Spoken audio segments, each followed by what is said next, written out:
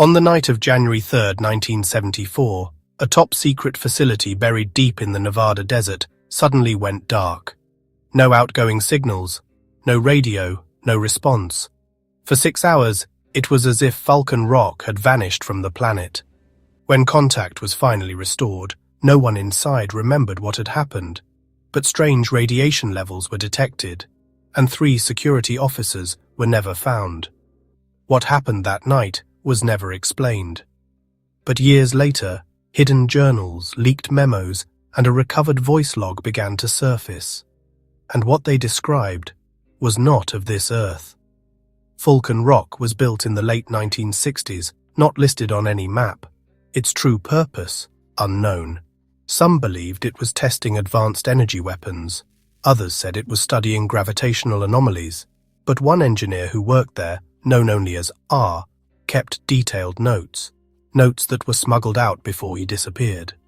In one entry, dated the night of the blackout, he wrote, "The walls were humming, the air felt thick like before a storm.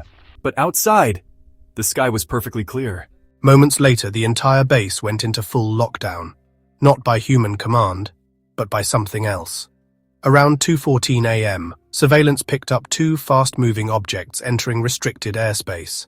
They weren't planes, they weren't helicopters. The footage recovered decades later showed 2 perfectly smooth metallic discs hovering silently.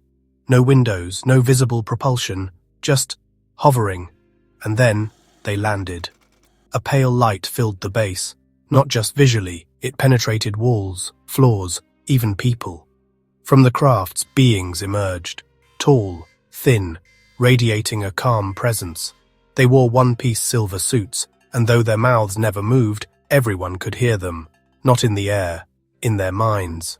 These beings, later nicknamed the Tall Ones, claimed to come in peace. Their message was clear. "We've watched your kind. You stand on the edge of greatness and extinction. We offer a path forward." They offered clean energy, advanced healing, technologies that would extend human life for centuries. In return, they asked for one thing. Disarm your destructive tools, not for their safety, for ours. They warned of another species, a darker one, already here, watching. These others, they said, were not benevolent. They would offer technology too, but at a hidden cost. Just 3 days later, the second group arrived. Their craft was matte black, absorbing all light.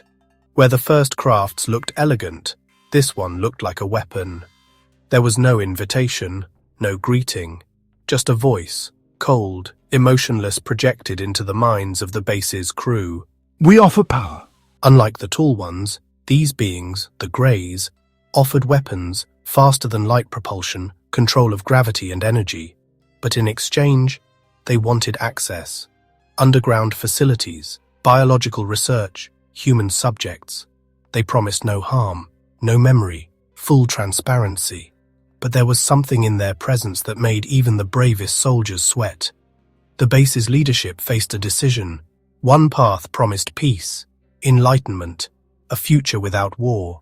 The other promised dominance, defense, victory. In a chamber deep underground, a decision was made. No documents, no handshakes, just thought. An agreement, sealed mind to mind. Access was granted, tunnels were dug, facilities built, and the experiments began. In the years that followed, strange things started to happen. Technology exploded, computers shrank, fiber optics appeared, materials that bent reality itself were developed. But so did the disappearances. People vanished, not just a few, thousands. Whistleblowers began to emerge, engineers, scientists, former guards. They spoke of underground levels with no human oversight, of vats filled with something organic, of screams in the night, and one man, R, sent one final message before vanishing. "We traded our future for survival, but at what cost?" To this day, no official record of Falcon Rock exists. The area is sealed off, satellite images scrubbed.